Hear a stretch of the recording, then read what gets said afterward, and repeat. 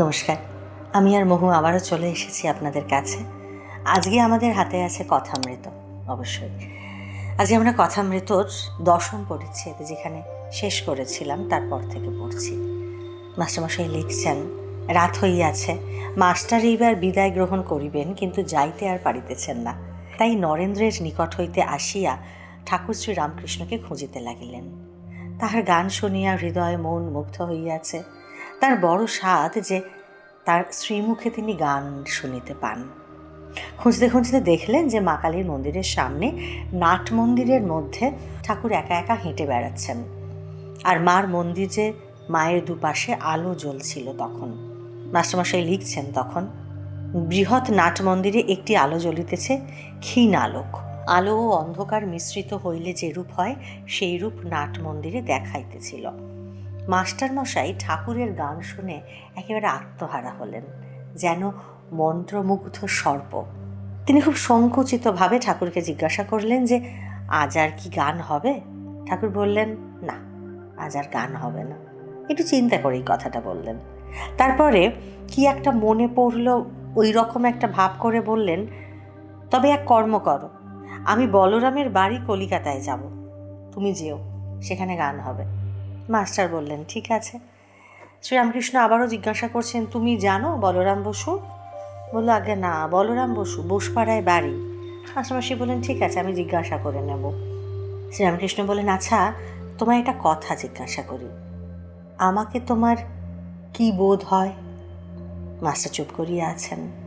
ঠাকুর আবার বলিতেছেন, তোমার কি বোধ হয়? আমার কয় আনা জ্ঞান হয়েছে? মাস্টার বলছেন, আনা এ কথা বুঝতে পারছি না, তবে এরূপ জ্ঞান বা প্রেম ভক্তি বা বিশ্বাস বা বৈরাগ্য বা উদার ভাব কখনো কোথাও দেখি নাই। ঠাকুর শ্রীরামকৃষ্ণ হাসিতে লাগিলেন। এই রকম কথাবার্তার পর মাস্টার প্রণাম করে বিদায় নিয়ে চলে গেলেন। সদর ফটক পর্যন্ত এসে আবার মনে পড়ল কি একটা, অমনি আবার ফিরলেন। আবার গিয়ে দেখলেন নাট মন্দিরে ঠাকুরের কাছে গিয়ে উপস্থিত হলেন। গিয়ে দেখলেন আবারও যে ঠাকুর ওই হালকা আলোর মধ্যে নাট মন্দিরে, হালকা ওই যে একটা আলো জ্বলছিল ওর মধ্যে হেঁটে বেড়াচ্ছিলেন একা একা, নিঃসঙ্গ। মাস্টারমশাই লিখছেন, পশুরাজ যেন অরণ্য মধ্যে আপন মনে একাকী বিচরণ করিতেছেন। আত্মারা সিংহ একলা থাকতে একলা বেড়াতে ভালোবাসে, অনপেক্ষ। অবাক হয়ে মাস্টার আবার সেই মহাপুরুষ দর্শন করছেন। শ্রীরামকৃষ্ণ এর মধ্যে আবার মাস্টারমশাইকে দেখতে পেয়েছেন। তখন বলছেন, আবার যে ফিরে এলে? মাস্টার বলছেন, আগে বোধহয় বড় মানুষের বাড়ি যেতে দিবে কি না তাই যাব না ভাবছি, এইখানে এসে আপনার সঙ্গে দেখা করব। শ্রীরামকৃষ্ণ বলছেন, না গো, তা কেন? তুমি আমার নাম করবে, বলবে তার কাছে যাব, তাহলেই কেউ আমার কাছে নিয়ে আসবে। মাস্টারমশাই এবার যে আজ্ঞা বলে প্রণাম করে বিদায় নিলেন। এটাই বোধহয় কথামৃতের বেস্ট ছবি, যে মাস্টারমশাই দূর থেকে দেখছেন ঠাকুর হাঁটছেন, ওই মায়ের সামনের ওই নাট মন্দিরটা চিন্তা করো দক্ষিণেশ্বরে, হ্যাঁ, এবং ওখানে এখন তো আলোয় ঝলমল করছে, তখন মানে ক্ষীণ আলো জ্বলছে, কোনো মানুষ নেই, দুদিকে দুটো আলো, তার মধ্যে একটা জ্বলছে, একটা জ্বলছে, আর কোনো মানুষ নেই, কোথাও কেউ নেই, ঠাকুর হাঁটছেন, এবং মাস্টারমশাই অবাক হয়ে তাকিয়ে দেখছেন। মাস্টারমশাইয়ের চোখে সেই হাঁটার ছবিটা ধরা পড়ছে।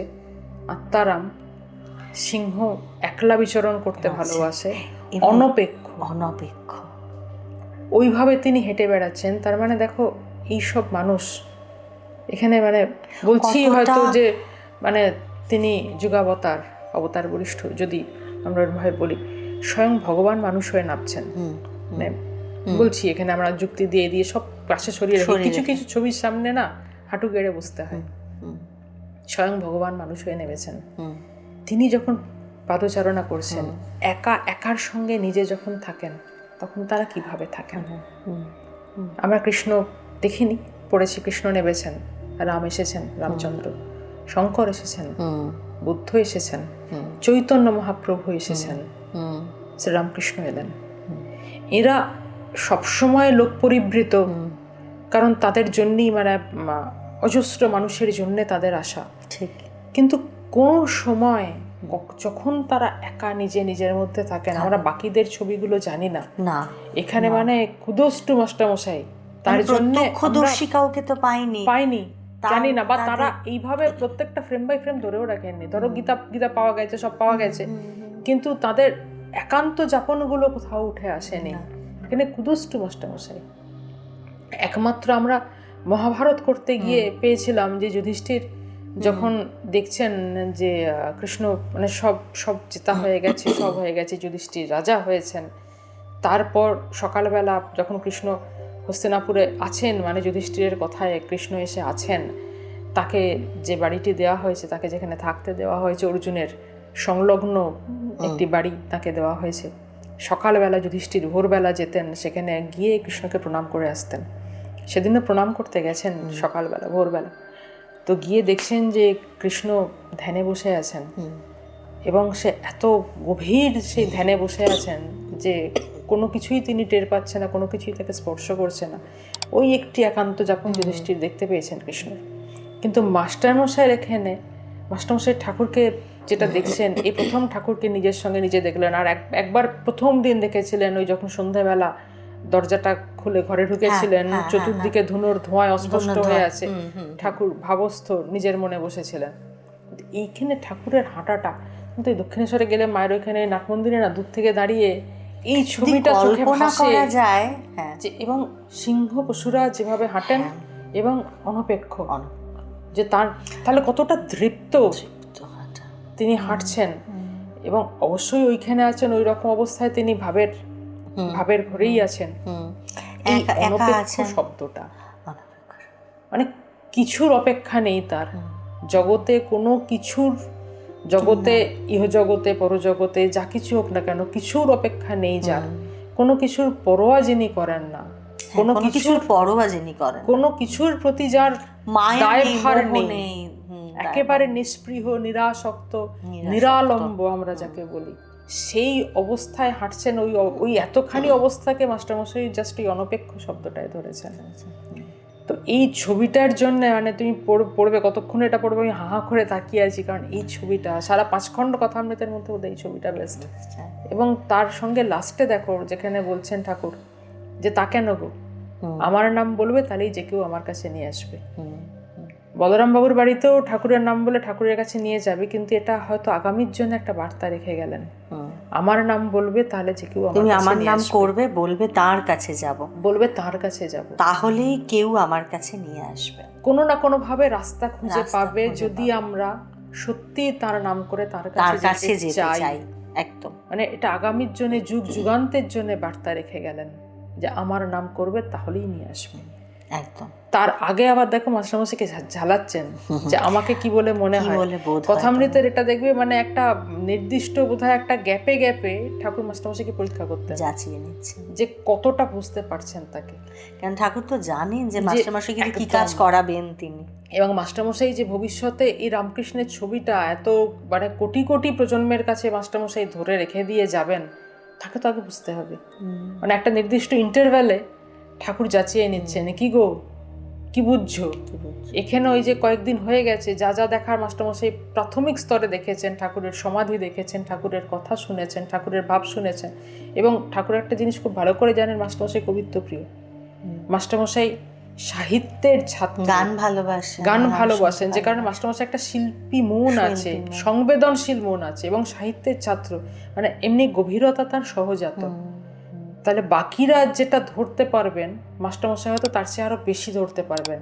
মাস্টারমশাই র্যাডারে কি ধরা পড়ছে, এবং মাস্টারমশাই তার আগে পর্যন্ত ওয়েস্টার্ন পাশ্চাত্য শিক্ষায় শিক্ষিত, এই প্রথম মাস্টারমশাই কোন ইস্টার্ন ফিলোসফির মুখোমুখি দাঁড়াচ্ছেন, তো তার র্যাডার কতটা বদলাচ্ছে সেই অনুযায়ী তো কথামৃতে প্রতিফলন হবে।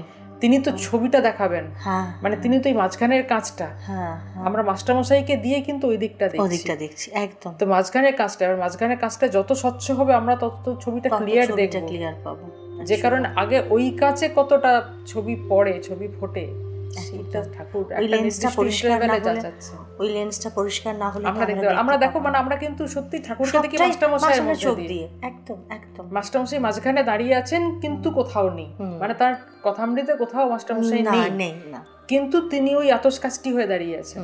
আমরা ওই দিকটা দেখতে পাচ্ছি। এবং আমার অবাক লেগেছিল আমি যখন প্রথম কথামৃত পড়ি শুরু করি, যে এই পুরো কথামৃতটা মাস্টারমশাই এখানে একজন থার্ড পার্সন হয়ে লিখছেন, এবং সেখানে মাস্টারমশাই চরিত্রটাকে তিনি মাস্টারমশাই নামেই আনছেন, কোথাও ফার্স্ট পার্সনে লিখছেন না।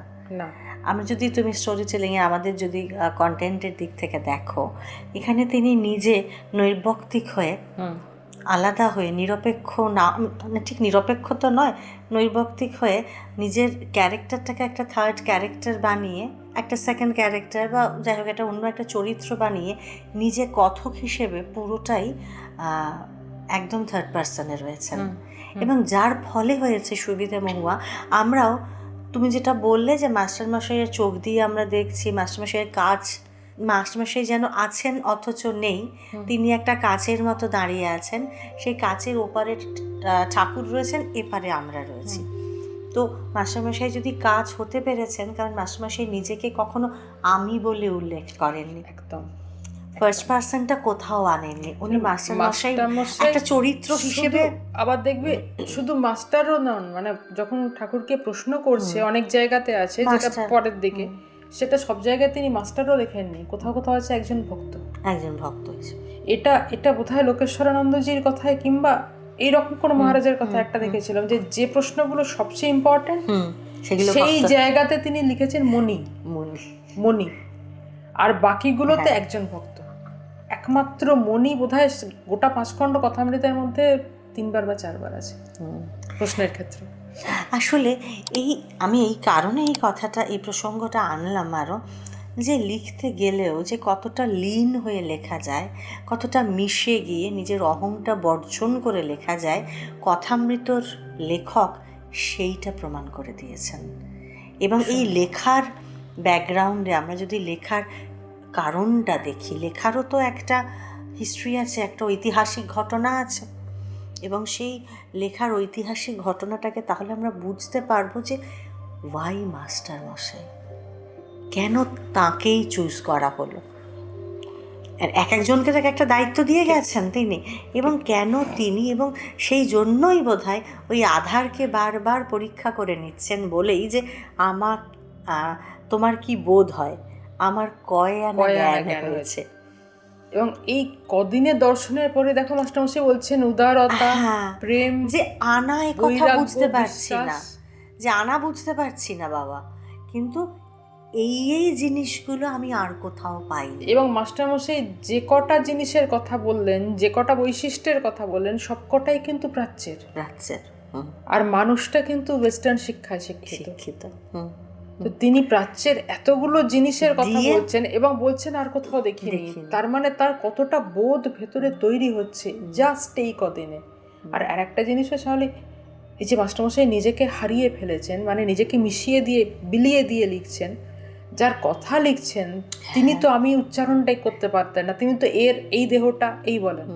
মাস্টারমশাই যদি বিন্দুমাত্র আমি থাকতো তাহলে ওই বড় একটা অহং শূন্য সত্তাকে মাস্টারমশাই পড়তে পারতেন না, 1 নম্বর। আর 2 নম্বর, মাস্টারমশাই যখন ঠাকুরকে দেখেছেন যে মহেন্দ্রনাথ গুপ্ত, আর যিনি কথামৃত লিখছেন তিনি শ্রীম, দুজনের মধ্যে আকাশ পাতাল তফাৎ। শ্রীম আর মহেন্দ্রনাথ গুপ্ত কিন্তু এক নন, অনেকটা অনেক পেরিয়েছেন। এবং কথামৃত বোধহয় বিশ্বের এই একমাত্র সাহিত্য যেটা ধ্যানের ফসল। আমি কিভাবে বেদান্ত লেখা হয়েছে আমি বাদ দিচ্ছি, ঋষিদের ধ্যানে উঠে এসেছে, কিন্তু সেগুলো এটা যেমনি সাহিত্য, এটা একদম পুরো আমরা মানুষটিকে জানি, আমরা মানুষটিকে দেখছি পরিষ্কার। এইটা কিন্তু পুরোটাই তার ধ্যানের সিদ্ধি। মাস্টারমশাইয়ের মতো এরকম গভীর ধ্যানে, তুমি দেখো ধ্যানে তিনি সেই সময়টাকে রিক্রিয়েট করছেন, এবং প্রতিদিন প্রত্যেকটা মুহূর্ত তিনি রিক্রিয়েট করছেন। তার চোখে মানে এমন নয় তিনি বসে বসে বানিয়ে লিখছেন, তার চোখে জিনিসটা ভাসছে। এবং পরিষ্কার মাস্টারমশাই কথামৃত লেখার পেছনে যখন বলছেন তার অনুগামীদের, অনুরাগীদের, মাস্টারমশাই বলছেন এক একটা কথার ওপরে তাকে দীর্ঘকাল ধরে ধ্যান করতে হয়েছে। কারণ যে কথাগুলো হয়তো একটু স্পষ্ট হয়ে গেছে, দীর্ঘকাল ধরে এক জিনিসের উপর ধ্যান করে করে করে করে করে করে তবে সেই জিনিসটা মাস্টারমশাই সম্পূর্ণ করতে পেরেছেন। যে কারণে মাস্টারমশাই কথামৃত লিখতে কবে শুরু করেছিলেন, 1932-এ গিয়ে শেষ করেছেন বোধহয় 1910 থেকে 1932, মানে একটা দীর্ঘ সময়, এবং তাও পঞ্চম খণ্ডটা কমপ্লিট করে যেতে পারেননি। তো এই অবস্থায় মানে এতটা তপস্যা করতে এবং করতে দেখো তারপরে সেই কাজটা আর কিন্তু কেউ শেষও করতে পারলেন না। পারবে না তো, কারণ মাস্টারমশাই তো ওই শর্ট হ্যান্ড টাইপে নেওয়া। মাস্টারমশাই ডায়েরি উদ্ধার হয়েছে, ডায়েরি আছে, কিন্তু সেখান থেকে কেউ উদ্ধার করতে পারেনি কিভাবে লেখা মাস্টারমশাইয়ের। দেখো সাংকেতিকে লেখা, শর্ট হ্যান্ড টাইপিং লোকে শিখেছে একটা সময়। আমাদের ছোটবেলায় আমরা দেখতাম না, লোকে শর্ট হ্যান্ড শিখতে যায়, ওই টাইপ স্কুলে যেত সব। তো শর্ট হ্যান্ড শেখাও হয়েছে, নিশ্চয়ই কেউ না কেউ চেষ্টা করেছিলেন, কিন্তু কেউ পারলেন না। কেন? কারণ তুমি যদি একটা সাংকেতিক, যদি খুব সাংকেতিকে থাকে, প্রথম কথা আমি ধ্যান ট্যান ছেড়ে দাও, ওই জিনিসগুলো ছেড়ে দিচ্ছি। যদি একটা লাইন উদ্ধার করতে গেলে কিছু বেরিয়েছে, খুব সামান্য কিছু বেরিয়েছে, খুব সামান্য, সে প্রায় কিছুই না বলতে গেলে মা বলছেন আরো 4-5 খণ্ডের মেটেরিয়াল আছে ওর কাছে, মা বলছেন, তো যেগুলো কালের গর্ভে চলে গেল। তো যে ধরো একটা বাক্য তো পুরো নেই, বাক্যটা শেষ করতে গেলে যদি রাহ সাহ বহ এরম ভাবে যদি লেখা থাকে, কি তার অর্থ, ওই রকম ভাবেই মাস্টারমশাইয়ের লেখা, এবং ওই জিনিসের উপর ধ্যান করে করে কথামৃত বার করছেন। তাহলে সেটা একমাত্র মাস্টারমশাইয়ের পক্ষে সম্ভব। আর দ্বিতীয় কারোর পক্ষে প্রথম কথা ওই ব্যাপারটাই বোঝা সম্ভব নয়, তারপর তো ধ্যান করে। এই যে একটা ইউনিভার্স তৈরি হচ্ছে একজন মানুষকে ঘিরে, আমি মানুষ বলছি যেহেতু তিনি মানব দেহে এসেছেন, একজন মানুষকে ঘিরে ইউনিভার্স তৈরি হচ্ছে, একটা পুরো আলাদা একটা ব্রহ্মাণ্ড তৈরি হলো। আমরা যদি বলি এই কলকাতার মধ্যে আছে আর একটা কলকাতা, তেমনভাবেই এই দেশের মধ্যে আছে আর একটা দেশ। এই দেশকে জানতে হয়, বুঝতে হয়, এবং এই দেশকে সত্যি ফিল করতে হয়। ভারতবর্ষর এই এখন তো আরাবল্লী নিয়ে কথাবার্তা চলছে, কিন্তু ভারতবর্ষের যে কটা অঙ্গ কেটে কুটে যা কিছু হয়ে যাক, এই দেশকে বোঝা অতটা সহজ নয় একেবারেই, যে কারণে শেষ করা যাচ্ছে না। ভারতবর্ষকে বহু যুগ ধরে শেষ করার চেষ্টা করা হচ্ছে, বহুভাবে। এখন আরো উঠে দাঁড়াচ্ছে, এখন আবার লেগেছে লোকে শেষ করতে, বহুকাল ধরে হয়ে যাচ্ছে, এখনো হচ্ছে, কিন্তু কেউ শেষ করতে পারছে না। কারণ যে হাতটা রয়েছে, যে আশীর্বাদটা রয়েছে, যে আত্মা এখানে বিরাজ করছেন, বারবার যুগে যুগে যার আবির্ভাব ঘটেছে এখানে, তাদের তো একটা ছায়া রয়েছে পুরো ঘিরে এই ভূখণ্ডের ওপরে। দেখো না, অন্য কোনো দেশে এত মহাপুরুষ আসেননি, একজন করে এসেছেন বাস। হ্যাঁ, এবার এই জায়গাটাতেই এসে নিজেকে যখন খুব অসহায় লাগে, তখন ওই সার্ভাইভাল অফ দ্য ফিটেস্ট, ওই বোধটাকে নিজের জাগিয়ে তুলি, যে যা কিছু হচ্ছে আজকেও কি অদ্ভুত। দেখো আজকে যেখানে আমাদের একদিকে হানাহানি মারামারি হচ্ছে, ধর্ম নিয়ে এত কিছু কাটাছেঁড়া হচ্ছে, আজকে সেই সময় দাঁড়িয়ে, সেই সময়ের বৃত্তে বসে থেকে মহুয়া, আজকে আমরাও তো অনেকে মিলে কথামৃত হাতে নিয়েও বসছি, তাহলে এর প্রভাব কেন অত অবধি যাচ্ছে না? এবার আসছে সেই, আমরা একটা মায়ের কথায় পড়েছিলাম একবার, বিষ্ঠার পোকাকে বিষ্ঠাতেই থাকতে দিতে হয়, ভাত তাদের সহ্য হয় না। আসলে সেটাও নির্ধারিত যে কোথায় কে কোথায় থাকবে, এখানেই আসে সত্যি সার্ভাইভাল অফ দ্য ফিটেস্ট। কে কীভাবে সার্ভাইভ করবে, কোন জায়গাটা কার জন্য। কারণ নেতাজিও সার্ভাইভ করেছেন, তিনি তো মৃত্যুর আগে, মানে দেহগত মৃত্যুর আগে মরে যাননি, তিনিও সার্ভাইভ করেছেন, আরও অনেকে সার্ভাইভ করেছে। আমরা যদি বলি গান্ধীজিও সার্ভাইভ করেছে, মহাত্মা মানে মোহনদাস করমচাঁদ গান্ধী, যদি আমরা গান্ধীকেও বলি, তিনিও সার্ভাইভ করেছেন। কে কীভাবে সার্ভাইভ করছেন, কে কী আফসোস নিয়ে মারা যাচ্ছেন, আর কি দিব্য আলোকে বাকি কদিন কাটাচ্ছেন, সেটার ওপরেও তো অনেক কিছু ডিপেন্ড করে।